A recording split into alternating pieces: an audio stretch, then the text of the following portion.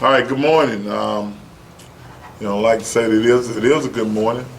Good Monday morning after homecoming, and had a great crowd here this weekend. And just like I told the players, that this game wasn't so much about them as much as the alumni and the people who showed up.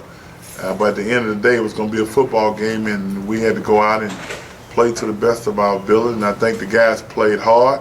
Very exciting game, and the first time I've seen that the stands still filled at the end of the game, which I thought was a good feeling. A lot of times they leave during homecoming after the band to go over there to the tailgating area, but a lot of them stayed, and I guess we gave them something to stay for. So with a W, 2 in a row is something that we needed, and hopefully we can continue to do the same thing. You see some momentum building from that, Doug, with 2 in a row and win the way you got it? But I would like to say it, yes, but I think the way it ended, with Mississippi Valley scoring 17 unanswered points, is still a lot of questions there. Our run defense has not played well of late, and the team we're going to face this week is a running football team. So we got to do a better job of tackling, and that's something we haven't done. Coach, what was the reason for bringing in DJ at the end of the game? DJ was coming in the fourth quarter regardless. It just so happened that Mississippi Valley kept the ball most of the fourth quarter, so we didn't get a chance to put him in during the fourth quarter. But I'd already made the decision. Me and Byron, we talked about it, and I used the old cliche of what I used to hear a long time ago when I was in Washington. Joe Gibb used to say when he make a move, it's a gut feeling. So I had a gut feeling. Now, is he going to be the starter heading in from here on out? I'm not going to say that. I think what we've got to do, number one, is give both of them a fair amount of reps during practice. And I'm sure right now Frank might be the starter going in, but we'll see how practice goes. Do you think Mario Lewis has some help offensively this game? With O'Shea and Terry McGill stepping up making catches? Well, the last few games, we actually have run the football pretty well, except for last week against Concordia.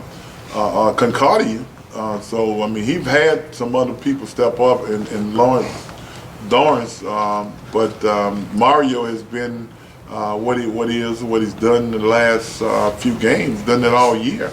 You're talking about a young man who has 11 TD passes in just 7 games. So Mario has some help, because when you look at it, he can have 11, but if the quarterback can't get it off, he won't have any. So he got help as a team. Coach, offensively, your team really put up some big numbers this week. But a lot of it comes from the big play as well, too. What's it like to have those explosive plays? Well, not want big plays. Sure, you like to run the ball and pass the ball, have decent drive, 10-play drives, and kill the clock and put points on the board. But if it's a 50-second drive with 7 points, you take those too. And Mario certainly had a big hand in some of the big plays. Dorrance had a big run for us that was crucial, getting out backed up in the end zone. And when things like that happen, it gives the team a kind of a boost. What are some things Arkansas Pine Bluff brings to the table?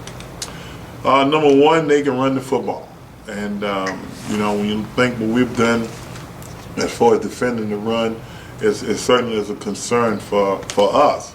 And with the defensive mindset of the head coach and Dirk Winston, who used to coach here, they play good defense. What they try to do is play good sound football and not hurt themselves, and that's what they've done over this year is to play solid football.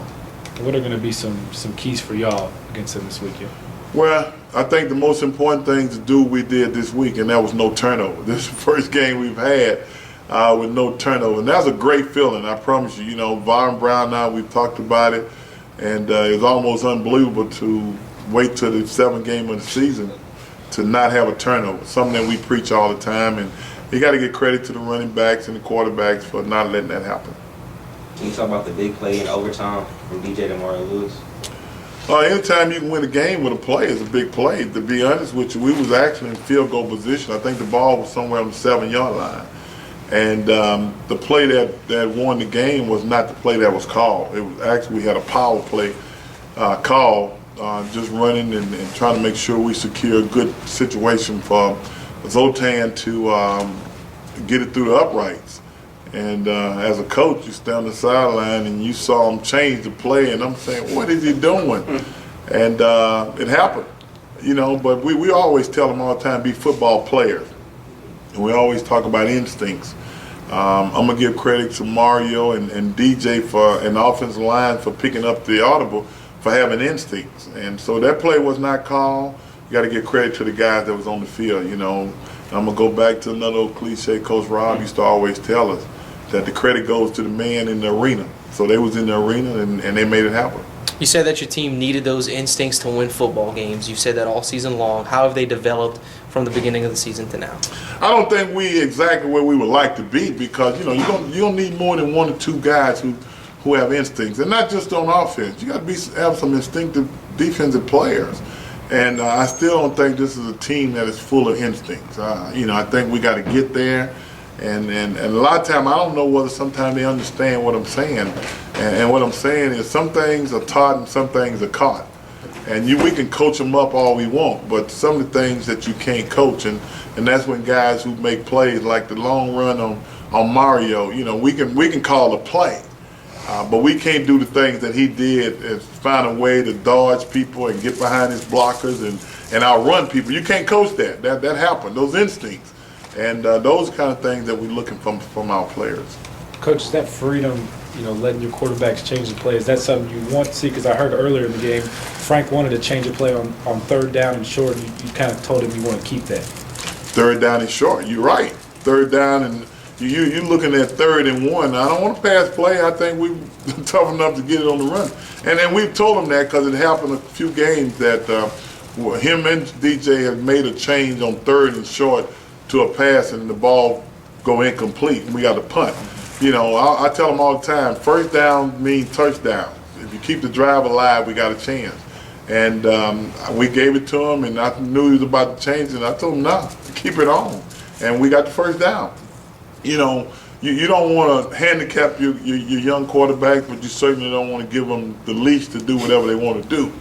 And I think we probably given them a little more than they should have early in the year. And Vara and I, we've talked about probably pulling them back a little bit. It's just certain situations that, we tell them, go ahead. If it's, we catch press, no help, and they up in their face, if it's 3rd down, let's get a first down as a short. But if it's 3rd and 5 or 2nd and 5 or first down or what have you, and we get that kind of defense, I want them to take a shot.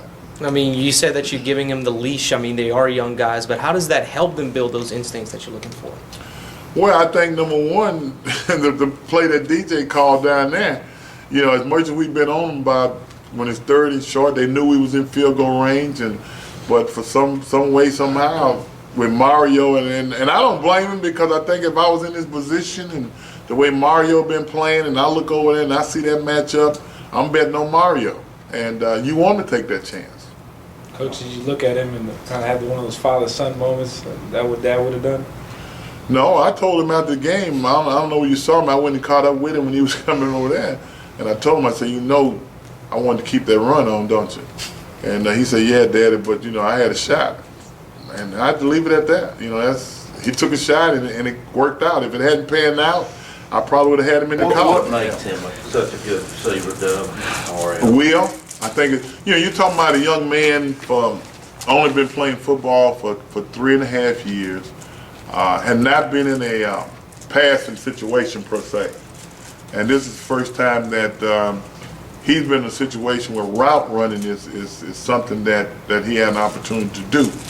And I think he's picked it up better than anybody out there as far as the instinct part. This is what Mario has done compared to a lot of other guys who've been receivers all their life. Out there, he clearly has shown that from an instinctive standpoint and a toughness standpoint that he's willing to do whatever it takes to make plays. Coach, it's almost the end of the season, but talk about the growth of your two quarterbacks and where they are in terms of a season. I've said all along, the best thing about playing these two freshmen is the fact that they're going to be sophomores. And I certainly think, we're not trying to end the season today, But I certainly think as this season go on and we get into the spring and go through fall practice next year and get ready for the season, both of them going to be so seasoned. They're going to be so far ahead of where they were the year before, and they get a chance to see all the game tapes of this past year and then see all the mistakes that was made. Do you have any conversation with Frank when you were making a switch? What did you tell him? If so, did he have anything to say about it? No, and like I say, as a coach and a quarterback, coaches got the right to make that decision.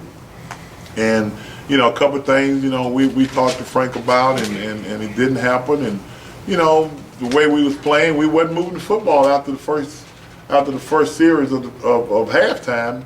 We did not do anything actually offensively. And, we made the move and move panned out for us.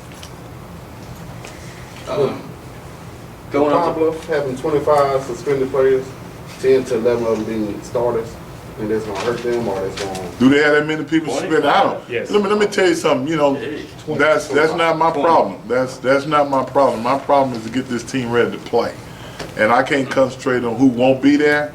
I have to concentrate who's going to be there. And we got guys that get hurt, or we bench guys, and somebody got to stand up. And I'm sure that's what they over there know. They're making adjustments. But at the end of the day, we go into Pine Bluff. We got to go and play Grambling football the best of our ability, and whoever shows up, that's who we got to play. what is a trip to Pine Bluff usually like for y'all in terms of travel and atmosphere and everything like that sort of stuff? I've only been to Pine Bluff once when I was coaching here, because we usually would play them in Shreveport. So I've never been to Pine Bluff for one time, and it was kind of hostile from a standpoint of the way they played, not for what happened up there a couple weeks ago.